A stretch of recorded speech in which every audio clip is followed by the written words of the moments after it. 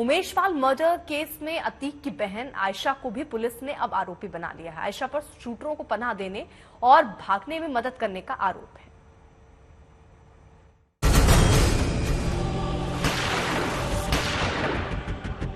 हमारे दोनों भाइयों का एनकाउंटर का खतरा है। कोई महिला साजिश करती इतनी बड़े हत्याकांड क्या बताइए। इन्होंने इसीलिए वो फंसाया कि इनकी साजिश थी। अपने भाई और भाभी की बेगुनाही की गवाही दे रही ये है आयशा नूरी। कल तक आयशा नूरी अतीक अहमद की बहन और शाइस्ता परवीन की ननद हुआ करती थी, लेकिन अब तो उमेश पाल मर्डर केस की आरोपी भी बन गई। यानी पुलिस फाइल के मुताबिक अतीक गैंग के भीतर खूंखार शूटरों को बचाने के लिए भाभी ननद यानी शाइस्ता आयशा का एक लेडी गैंग भी काम कर रहा था। पुलिस ने अतीक की बहन आयशा नूरी को उमेश पाल मर्डर केस में आरोपी बताया है। पुलिस के मुताबिक शूटरों को फरार कराने में आयशा नूरी की अहम भूमिका रही। पुलिस के मुताबिक लंबी जांच के बाद आयशा को आरोपी बनाया गया है। अब आयशा की गिरफ्तारी के लिए पुलिस जुट गई है। ये वही आयशा है जो पिछले दिनों प्रेस कॉन्फ्रेंस कर रही थी, अपने भाई और भाभी की बेगुनाही के दावे कर रही थी, विरोधियों पर राजनीतिक वजहों से शाइस्ता को फंसाने का दावा कर रही थी। हमारी भाभी बसपा में जब से ज्वाइन किया है तब से जो यहाँ के मेयर है वो नहीं चाहती कि हमारी भाभी मेयर इलेक्शन लड़े, क्योंकि उनको भारी सपोर्ट मिल रहा है। और अब हम लोग जब अपनी गुहार लगाने प्रेस में गए, मुख्यमंत्री जी से भी हम गुहार लगा रहे हैं, मेरे दोनों भाइयों की सुरक्षा की जाए, उनसे जो भी इन्वेस्टिगेशन पूछताछ है जेल के अंदर कर ली जाए। दोनों भाइयों से, अशरफ से भी और सांसद भूतपूर्व सांसद अतीक अहमद जी से भी और भूतपूर्व विधायक अशरफ से भी। ये सब कहते हुए आयशा को शायद अंदाजा नहीं था कि पुलिस उसके खिलाफ पुख्ता सबूत जुटा चुकी है। उन्हीं सबूतों में ये है सीसीटीवी फुटेज जो आयशा नूरी के घर का बताया जाता है। इस सीसीटीवी फुटेज में उमेश पाल पर जानलेवा हमला करने वाला शूटर गुड्डू बमबाज नजर आ रहा है। प्रयागराज में उमेश पाल का मर्डर करने के बाद 5 मार्च को गुड्डू बमबाज आयशा नूरी के मेरठ स्थित घर पर पहुंच गया। गुड्डू की आयशा नूरी और उसके पति डॉक्टर अखलाक अहमद से मुलाकात हुई। वीडियो देखिए आयशा का पति अखलाक किस तरह गर्मजोशी से गुड्डू मुस्लिम का स्वागत कर रहा है। यूपी एसटीएफ को जब गुड्डू के अखलाक के घर पहुंचने की भनक मिली तो उसने न सिर्फ अखलाक के घर दबिश दी, बल्कि उसे कत्ल में अतीक और उसके गुर्गों की मदद करने, वारदात की फंडिंग और बाकी मुलजिमों को पनाह देने के जुर्म में गिरफ्तार भी कर लिया। लेकिन पति की गिरफ्तारी के बाद आयशा एक्टिव हो गई और अगले ही दिन 6 मार्च को अपनी बेटी के साथ प्रयागराज पहुंच गई। वहां आयशा ने अशरफ की पत्नी जैनब फातिमा और बेटी के साथ प्रेस क्लब में प्रेस कॉन्फ्रेंस की और पुलिस पर परेशान करने का आरोप लगाया। जान से मार देगा, नहीं बताओगी तो कि भाभी कहाँ है, असद कहाँ है। जब हम लोग जानते नहीं तो हम लोग क्या बताएं। 1 साल हो गया हमको गए नहीं, बस 1-2 बार गए, उसके बाद गए ही नहीं। आयशा के दावे अपनी जगह, लेकिन पुलिस सूत्रों के मुताबिक आयशा और उसका पति अखलाक शुरू से ही उमेश पाल की हत्या में अपने रिश्तेदार अतीक और उसके गुर्गों का साथ दे रहे थे। अतीक अहमद के पुराने घर से बरामद रजिस्टर में जो कोड नाम लिखे हैं उसमें मैडम और डॉक्टर कोडवर्ड भी था।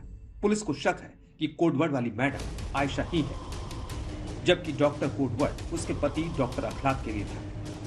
हालांकि एक कोड ने माया का भी था, वो किसके लिए था यह खुलासा नहीं हुआ है। लेकिन एक बात साफ हो गई कि अतीक अहमद गैंग में एक लेडी गैंग भी था। गॉड मदर माया मैडम का लेडी गैंग। संतोष शर्मा, लखनऊ, आज तक। अरविंद, ये जिस माया का जिक्र हो रहा है उसके बारे में क्या अभी तक कोई खुलासा नहीं हो पाया? क्योंकि हो सकता है ये भी एक अहम कड़ी हो।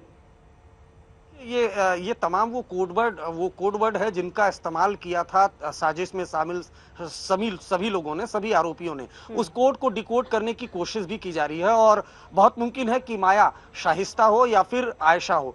जिस तरीके से दोनों ही अब वांटेड है इस मामले में। और जैसा हमारे सहयोगी संतोष ने बताया कि ये 40 साल का साम्राज्य है, 40 साल का अपराध का नेटवर्क है अतीक का, और उसको तोड़ने में वक्त लगेगा। और जाहिर सी बात है यूपी पुलिस उसी कवायद में जुटी है। और लेकिन फिर भी सवाल वही है कि आखिर हत्याकांड में तमाम वो शूटर, अतीक का बेटा असद, आखिर कहां फरार है।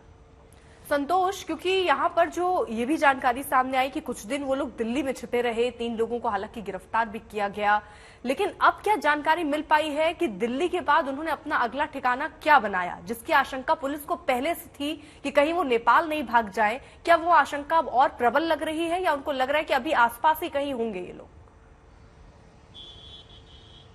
देखिए, अभी जो पुलिस की टीमें काम कर रही हैं वो हर उस जगह पर हर उस व्यक्ति की तलाश कर रहे हैं। कोई भी एक जो कह सकते हैं कि नो स्टोन लेफ्ट अनटर्न वाली स्थिति है कि एक वो छोटे से किरदार को भी बिना पूछताछ के नहीं छोड़ रही हैं, क्योंकि उनको लगता है कि उनका नेटवर्क में और उसकी प्लानिंग में एक कुछ ऐसी चीजें भी शामिल की गई जिससे पुलिस गुमराह रहे, कि पुलिस को बता कहीं और रहे हैं।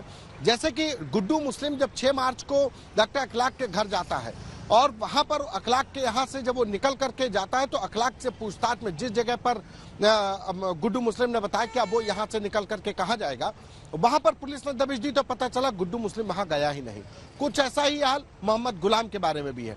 तो पुलिस को लगता है कि इन लोगों ने अपने एक पनाहगाह को दूसरे पनाहगाह के बारे में जानकारी नहीं दी, ताकि पीछे अगर कोई व्यक्ति पकड़ा जाता है उसका मददगार, तो अगले मददगार के बारे में जानकारी ना मिले।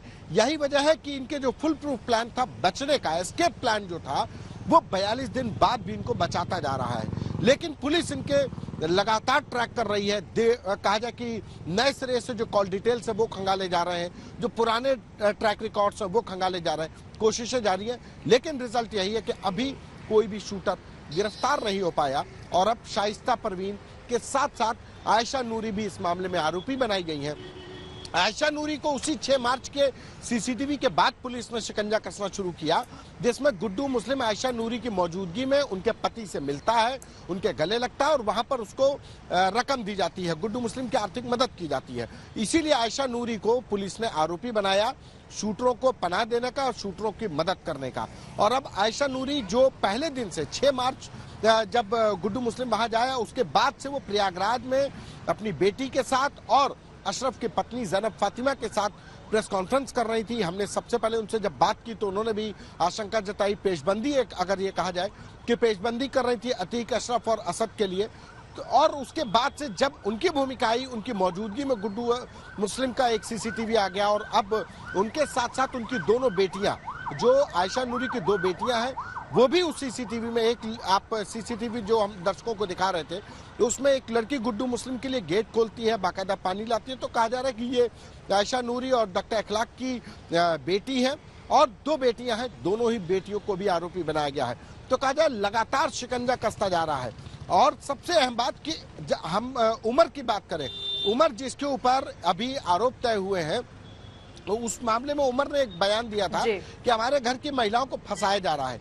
यानी कि महिला नहीं कहा, उसकी मां की बात नहीं की, उसको इल्म था कि इस साजिश में कौन कौन फंस सकता है। ये तो आज कंटेंट आया कि आयशा नूरी आरोपी बनाई गई, लेकिन उमर ने 2 दिन पहले ही कह दिया था कि हमारे घर की महिलाओं को फंसाया जा रहा है। देखिए, महिला अब उस समय तक सिर्फ शाइस्ता एक रडार पर थी, महिलाओं को, यानी कि अभी उसको इल्म था कि आयशा नूरी पर भी शिकंजा कस सकता है, आयशा नूरी की जो बेटियां उनके ऊपर भी शिकंजा कस सकता है, इसका इल्म, इसकी जानकारी थी, उसको आभास था। यही वजह थी कि बयान दिया गया और अब ये पुख्ता हो गया कि प्रयागराज पुलिस ने आयशा नूरी और उनकी दोनों बेटियों को आरोपी बना दिया है शूटरों को पनाह देने में।